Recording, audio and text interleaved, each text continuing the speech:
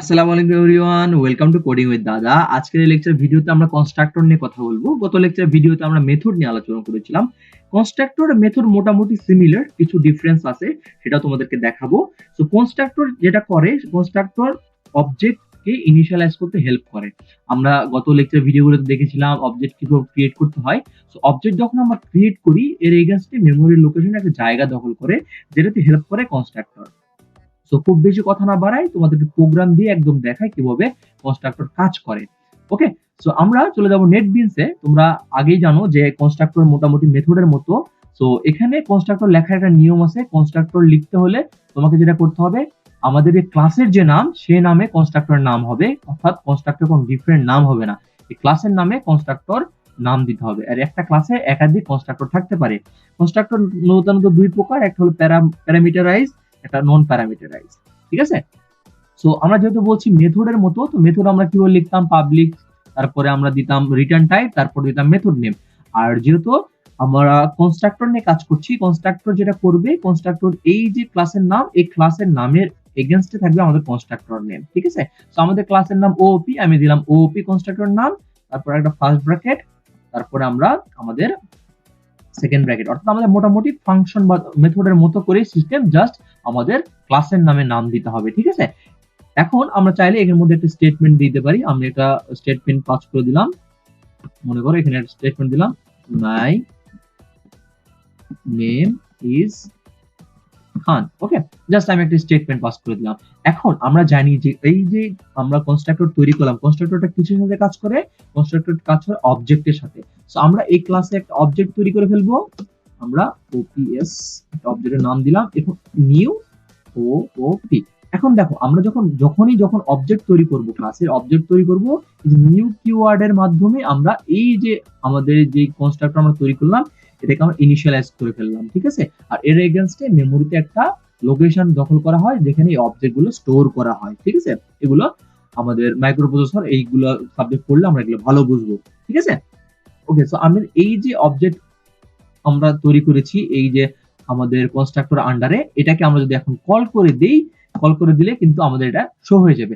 এখন আমরা যখন নরমালি করতাম কি, যখন মেথড তৈরি করতাম, সেক্ষেত্রে কিন্তু এই অবজেক্টটা আমাদের কল করতে হতো।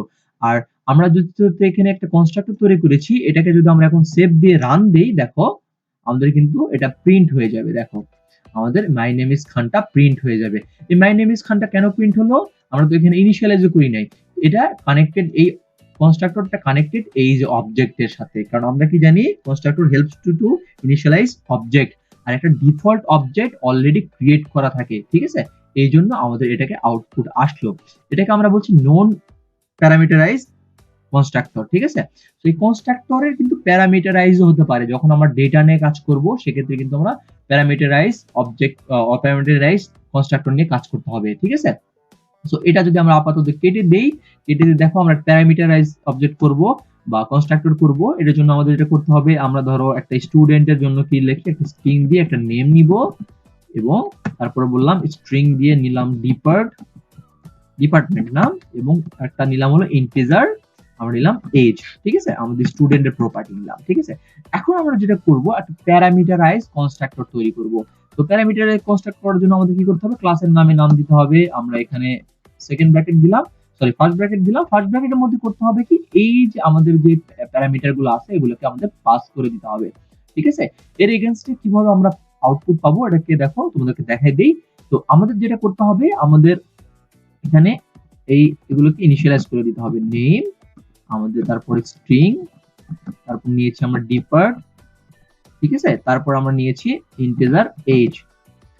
আমরা এর মধ্যে প্যারামিটার দিয়ে দিলাম এই কনস্ট্রাক্টরের মধ্যে, এবং এর মধ্যে আমরা যেটা করব, আমরা নিব দিস কিওয়ার্ড, যেটা ডিফাইন করব এজ।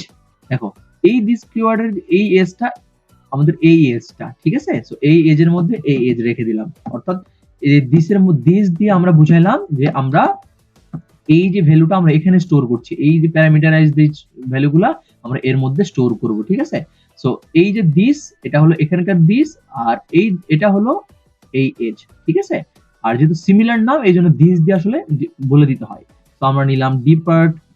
ঠিক আছে, আমরা নিলাম ডিপার্ট, তারপরে আমরা দেখো দিস ডট করলাম নেম, আমরা এখানে নিলাম নেম।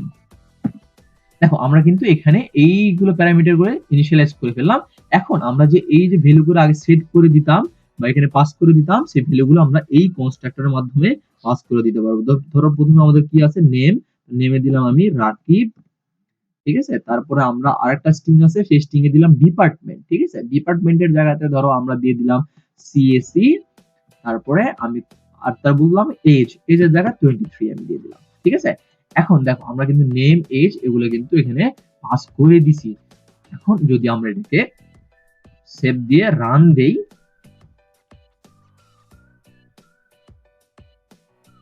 দেখো এটা কিন্তু আমাদের রান হয়েছে, বাট আমাদের কিন্তু প্রিন্ট হয় নাই। কেন প্রিন্ট হয় না ভাইয়া? কেন আমরা এখান থেকে কিন্তু কোনো প্রিন্ট মেথড কল করি নাই, ঠিক আছে। সো আমরা এখানে একটা প্রিন্ট মেথড কল করে দিব, এখানে মেথড তৈরি করে ফেলবো। মেথড তৈরি করলাম, ডিসপ্লে নামে একটা মেথড তৈরি করে ফেললাম। ডিসপ্লে দিয়ে আমরা এর মধ্যে এটাকে পাস করে দিব। ধরো আমরা এটা যেটা করব, আমরা এখানে ডিসপ্লে মেথডের মধ্যে এই সবগুলোকে ধরো আমরা পাস করে দিলাম সিস্টেম আউট ডট প্রিন্ট, ঠিক আছে। এর মধ্যে ধরো আমরা এখানে দিলাম নেম, নেম, তারপরে ধরো আমরা আরেকটা শাউট নিয়ে দিলাম, পাস করে দিলাম ডিপার্ট, আমরা দিলাম ডিপার্ট,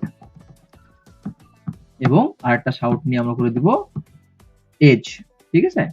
আমরা এখানে এজটাকে কল করে দিব। দেখো এখন যদি আমরা এই ডিসপ্লেকে কল করে দিই, আমরা OPS dot display, sorry depart হয়ে গেছে, ওপিএস ডট ডিসপ্লে, ঠিক আছে। এই মেথডটাকে আমরা এখানে কল করে দিলাম।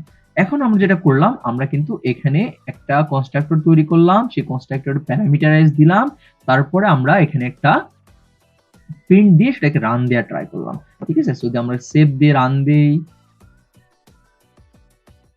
দেখো আমাদের কিন্তু রাকিব সিএসি 23 চলে আসছে। সো আমরা দেখলাম একটা কনস্ট্রাক্টর কিভাবে কাজ করে, একটা ডিফল্ট কনস্ট্রাক্টর কিভাবে কাজ করে, একটা ডিফল্ট এটা কনস্ট্রাক্টর কিভাবে প্যারামিটার দেওয়া যায় এবং সেটা কিভাবে প্রিন্ট করতে হয়। এখন এই যে দেখো অনেকে দিস নিয়ে প্রবলেম হতে পারে, এখন দিস দিয়ে কি ভাই অন্য কোনো নাম করা যেতে পারে কিনা? হ্যাঁ, এই অন্য কোনো নামও আমরা করতে পারি। সো এটার জন্য আমাদের এটা করতে হবে, যেহেতু আমরা এটা দিয়ে এটাকে বুঝাইলাম, এর মধ্যে আমরা নামগুলো চেঞ্জ করে দিলাম। ধরো আমি এটা দিলাম এন, আমি তারপরে এটাকে দিলাম ডি, ডি এটাকে দিলাম এ, ঠিক আছে। সো আমরা এখানে দিব হলো এই যে দিলাম কি এ, ডি তে ডিপার্টমেন্টে ডি এবং এন এ এন, ঠিক আছে, নেমে। সেক্ষেত্রে কিন্তু আমাদের এই যে দিসটা কেটে দিতে হবে, ঠিক আছে। তাহলে আমরা এটা কেটে দিলাম। তাহলে আমরা কি করলাম, এটা কিন্তু আমরা এটাকে কল করছে, এই নেমটাকে এই নেম, এই ডিপার্টমেন্ট এই ডিপার্টমেন্ট, এই এসটা এই ডিপার্টমেন্ট, এটাকে আমরা ইনিশিয়ালাইজ করে দিলাম এই যে কনস্ট্রাক্টরের মাধ্যমে, যে কনস্ট্রাক্টর আমরা তৈরি করে ফেলেছি। দেখো এখানে কিন্তু এই স্ট্রিং দিয়ে এন করে দিলাম, এই এন দিয়ে আমরা হচ্ছে নেম, এই স্ট্রিং ডি দিয়ে ডিপার্টমেন্ট, এবং এই এ দিয়ে কিন্তু হচ্ছে এ। আর যেহেতু সেম নাম ছিল তখন তাই আমরা দিস ইউজ করেছি। সো এখন যদি আমি সেভ দিয়ে এটাকে রান দেই, দেখি কি আসে। দেখো আমাদের কিন্তু কনস্ট্রাক্টরটা কাজ করে ফেলছে। সো আমরা মোটামুটি কনস্ট্রাক্টর যদি একটু সামারি করি, তাহলে কনস্ট্রাক্টর কি কাজে ব্যবহার করা হয়? Constructor helps to initialize object, ঠিক আছে।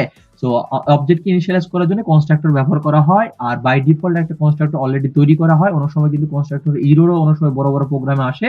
সো একটা কনস্ট্রাক্টর ব্ল্যাঙ্ক কনস্ট্রাক্টর তৈরি করে রাখলেও কোনো ক্ষতি নেই। সেভ প্লে, আবার কনস্ট্রাক্টরের মাধ্যমে আমরা কিন্তু এরকম ডাটা পাস করে দিতে পারি, এবং এইখানে যে অবজেক্ট তৈরি করলাম এই অবজেক্টের মধ্যে কিন্তু আমরা ডাটা পাস করে দিতে পারি। তো কনস্ট্রাক্টর ব্যবহারে কিন্তু আমরা অবজেক্ট ওরিয়েন্টেড অনেক দেখবো, এবং আস্তে আস্তে এটা নিয়ে আমরা আরো জানবো, আরো ভালোভাবে ক্লিয়ার হবে। সো ভিডিওগুলো সিরিয়াল ওয়াইজ দেখার ট্রাই করবো, আশা করি তোমাদের উপকার হবে। তো আজকে ভিডিওর এই পর্যন্তই। কনস্ট্রাক্টর নিয়ে যদি তোমাদের কোনো কনফিউশন থাকে আমাদেরকে জানাবা, আমরা আরো ব্রিফলি বোঝানোর ট্রাই করবো। আর যদি চ্যানেলটা ভালো লাগে অবশ্যই সাবস্ক্রাইব করে দিও, তোমরা সাবস্ক্রাইব না করলে আমরা আসলে উৎসাহ পাই নাই, ঠিক আছে। তো দেখা হচ্ছে পরবর্তী ভিডিওতে। সবাই অনেক ভালো থাকো। আসসালামু আলাইকুম ওয়া রাহমাতুল্লাহি ওয়া বারাকাতুহু।